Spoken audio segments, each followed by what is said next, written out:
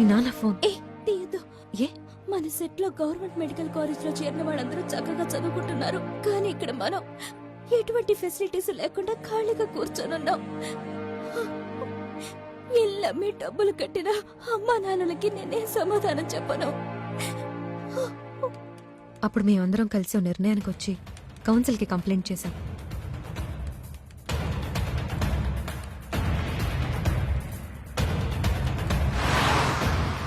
ఢిల్లీ నుంచి ఇన్స్పెక్షన్కి వచ్చారు. అదెలాగో చైర్మన్కి తెలిసిపోయింది. తన ఇంజనీరింగ్ కాలేజ్ స్టూడెంట్స్ని తీసుకొచ్చి అవుట్ పేషెంట్స్ వార్డులో పడుకోబెట్టాడు. సార్ సార్ సార్ వదిలేండి సార్. ఎవర్రా నువ్వు? నేను పీకే ఇంజనీరింగ్ కాలేజ్ స్టూడెంట్ అండి. తలా 1000 రూపాయలు ఇచ్చి ఇక్కడ పడుకోమన్నారండి చైర్మన్ గారు. అందుకే 20 మంది ఇక్కడికి వచ్చామండి. Criminal practice. వాడి మనుషుల్ని తీసుకొచ్చి కాలేజ్ ప్రొఫెసర్స్ లాగా యాక్ట్ చేయించాడు. మీరు ఎనాటమీ ప్రొఫెసర్. పల్స్ చూడండి. పల్స్ చూడండి.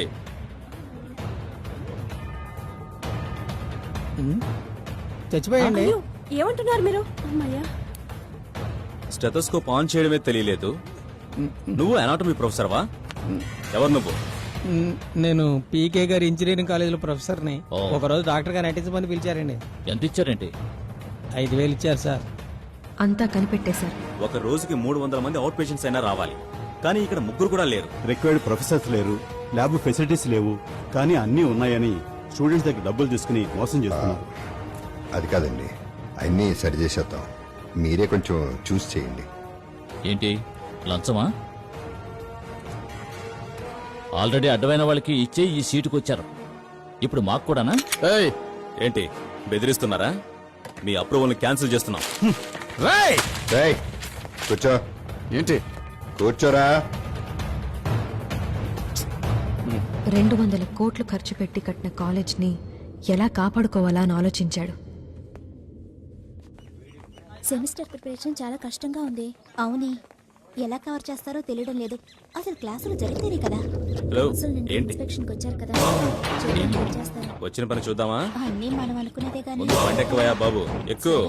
మనం చదువుకునేది మనం చదువుకుంటాం.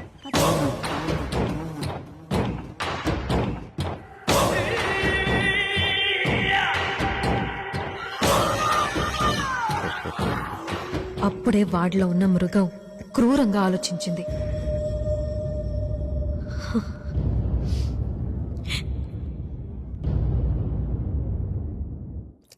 Yes, come in.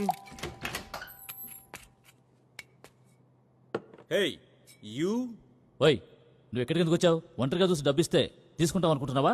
డబ్బు, ఇన్ఫ్లుయెన్స్ ఎంత ఉన్నా దొరకనే ఒక బహుమతిని మేము మీకు ఇస్తాం. మాకు అనుకూలంగా పనిచేయండి. ఏయ్, 1 minute. ఏంటది? ఇందులో 60 అమ్మాయిల ఫోటోలు ఉన్నాయి. వీళ్ళలో మీకు ఎవరు కావాలన్నా 1/2 గంటలో ఇక్కడ ఉంటారు. అంత 18-19 లోపు వాళ్ళే.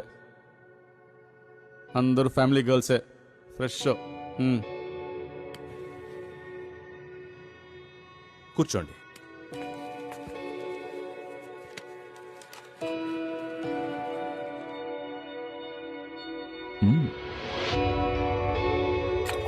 వీళ్ళెలా వస్తారు? ఒప్పుకుంటారా? అది మాకు వదిలేండి. ఎవరికైనా తెలిస్తే? ఎవరికి తెలియదు.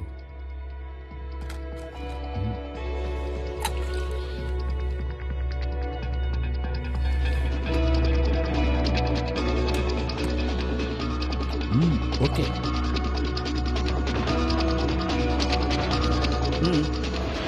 ఆ క్వశ్చన్ ఆన్సర్ తెలియడం లేదే. ఇదిగో ముందు చెప్తాను. 11 అవుతోంది. కారిడార్లో నుంచి ఏంటా మాటలు? వెళ్ళి పడుకోండి. మనకి చెప్పి అది మాత్రం బిర్యానీ తిరుగుతుంది.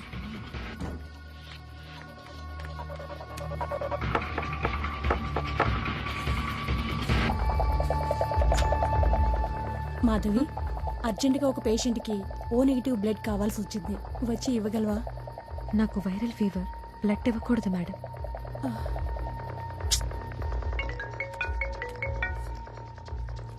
హలో, అమ్మాయి లేదు. ఏం చేద్దాం ఇప్పుడు? ఇంకెవరినైనా సెలెక్ట్ చేయండి.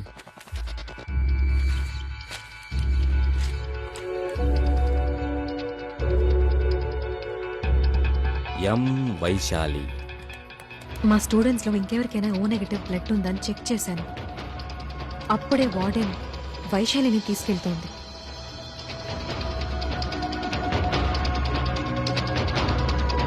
వైశాలి బ్లడ్ గ్రూప్ ఏంటో చెక్ చేశాను.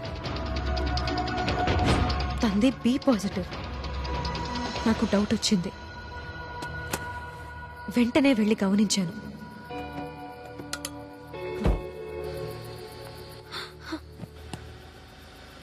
అక్కడ గంగారెడ్డి ఉన్నాడు.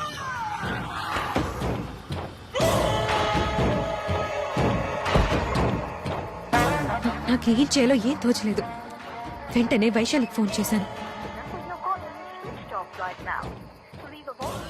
స్విచ్ ఆఫ్ అని వచ్చింది. తెల్లారుజామునే నాకు ఫోన్ వచ్చింది. హలో,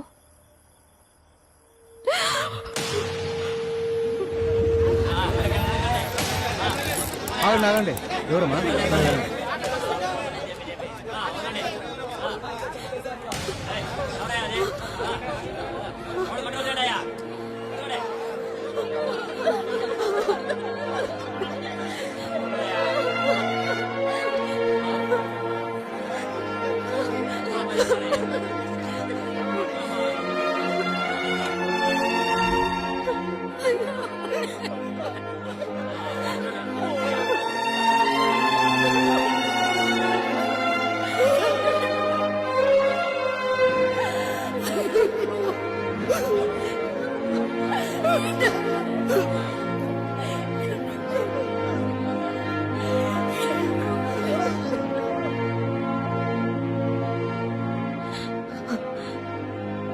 పోస్ట్ మార్టం రిపోర్ట్లో అంతా మార్చేశారు.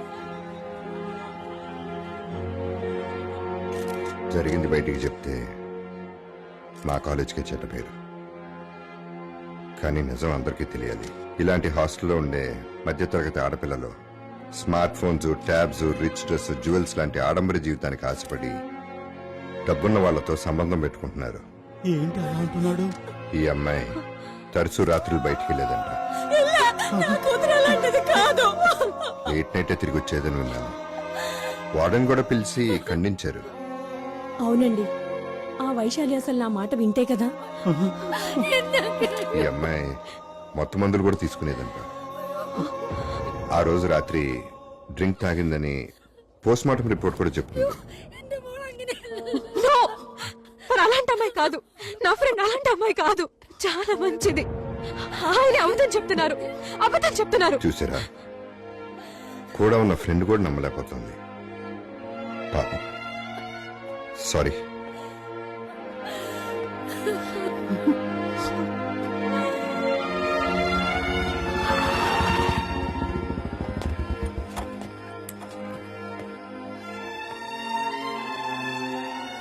అమ్మా మాధవి, ఏంటమ్మా నిద్రపోకుండా ఇంకా తన్ని తలుచుకుంటున్నావా?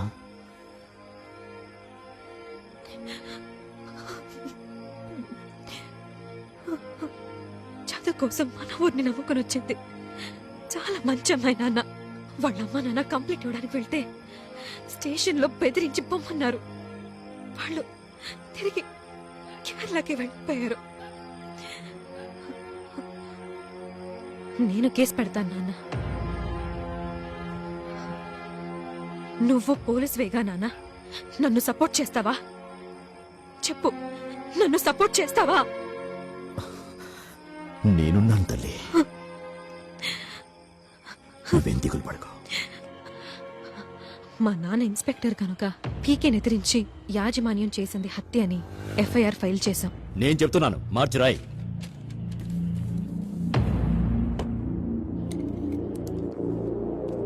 పి వైశాలి. ఊర్లో ఎంతో గౌరవంతో సమాజానికి సేవ చేసిన కుటుంబానికి చెందిన విద్యార్థిని బాగా చదువుకొని మంచి మార్కులు తెచ్చుకొని కాలేజీని ఎదిరించి కోర్టులో కేసు వేసిందంటే అది ఆలోచించాల్సిన విషయం. కనుక నెక్స్ట్ హియరింగ్ లోపు యాజమాన్యమే వైశాలి అనే విద్యార్థిని మరణానికి కారణమని మోపిన నేరాన్ని పూర్తి సాక్ష్యాధారాలతో వారు నిరూపించాలి. అదే సమయంలో కేసు పెట్టిన విద్యార్థిని చదువు బాధించబడకూడదు. ఈ విద్యార్థిని చదువుకి యాజమాన్యం ఎటువంటి ఆటంకం కలిగించకూడదని కేసు పూర్తయ్యే వరకు విద్యార్థిని భద్రతకు యాజమాన్యమే పూర్తి బాధ్యత వహించవలసిందిగా ఈ కోర్టు ఆదేశించడమైనది. మా నాన్న డిపార్ట్మెంట్లో తనకున్న ఇన్ఫ్లుయెన్స్ యూజ్ చేసి తగిన ఆధారాలు సాక్ష్యాలు సేకరించడానికి ప్రయత్నించారు.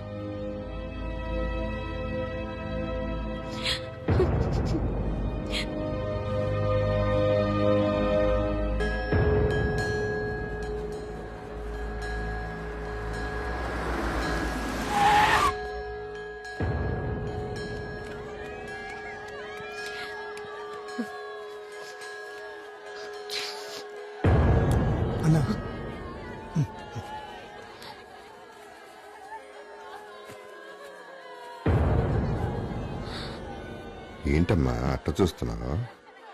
నువ్వు చూస్తుంటే మీ నాన్న డ్యూటీ ముగించి నైట్ బైక్లో వస్తున్నట్లుగాను, గంగారెడ్డి లారీ తోలుకుని వచ్చి ఒకే దెబ్బకు లేపేసినట్లుగాను,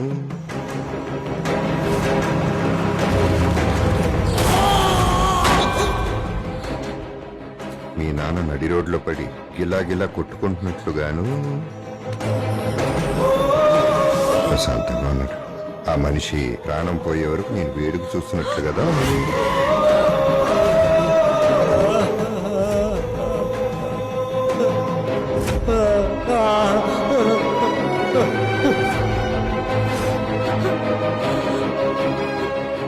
అలాంటి పని నేనేం చేయలేదమ్మా.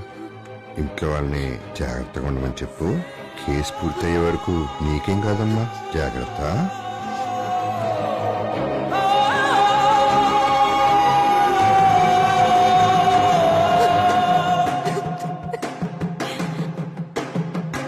పీకే తన పలుకుబడిని ఉపయోగించి ఇంట్లో నీళ్లు కరెంటు కట్ చేయించాడు. ఎన్నిసార్లు కంప్లైంట్ చేయాలండి? కరెంట్ ఎప్పుడు వస్తుంది? ట్రాన్స్ఫారం కాలిపోయింది, వచ్చినప్పుడు వస్తుంది. కాలేజ్కి వెళ్తే ప్రొఫెసర్ టార్చర్. ఏంటి రికార్డ్ రాయడం? ఏడిసినట్టుంది. నీకెవడు అడ్మిషన్ ఇచ్చాడు? గుడ్లు కాడానికి కూడా పనికిరావు. రికార్డ్ రాసింది, రికార్డ్. నేను కాలేజ్ వదిలి వెళ్ళిపోవాలనిపించేంతలా టార్చర్ చేశారు. ఆ సమయంలోనే మ్యారేజ్ ఇన్విటేషన్ వచ్చింది. కాసేపటికి ముందు ఒక అతని చేయి నరికారే రౌడీలు. అతను సెంట్రల్ మినిస్టర్ కొడుకు, నాకు మంచి ఫ్రెండ్. అవును, వైశాలిని తీసుకెళ్లిన కార్ సర్క్యూట్ హౌస్కే వెళ్ళింది. దానికి ఎదురుగుండా ఉన్న సిగ్నల్ కెమెరాలో అది రికార్డ్ అయింది. ఎన్ఐసి నేషనల్ ఇన్ఫర్మాటిక్స్ సెంటర్లోనే ఆ ఫుటేజ్ దొరుకుతుంది. అందుకే నా స్కూల్ ఫ్రెండ్ సెంట్రల్ మినిస్టర్ కొడుకు చరణ్ని హెల్ప్ అడిగాను. నా ఫోన్, పోస్టర్, ఈమెయిల్ అన్నిటి మీద పీకే నిఘా ఉంచడం వల్ల ఇక్కడ జరిగే ఈ పెళ్లికొస్తే ఇక్కడ ఇస్తానని చెప్పాడు.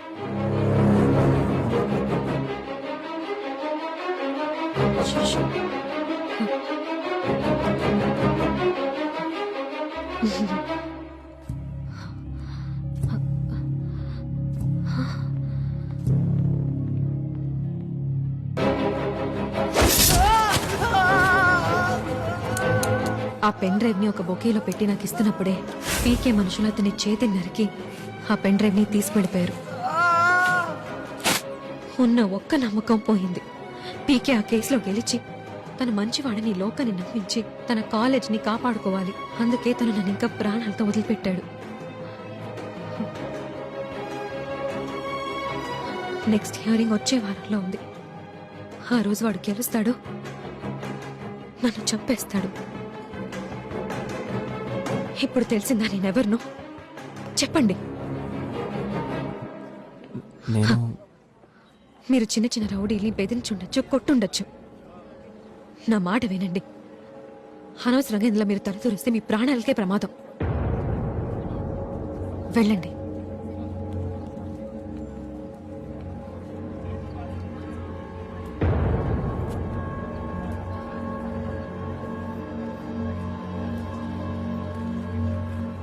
విశాఖపట్నం బస్సు వచ్చింది, ఎక్కండి.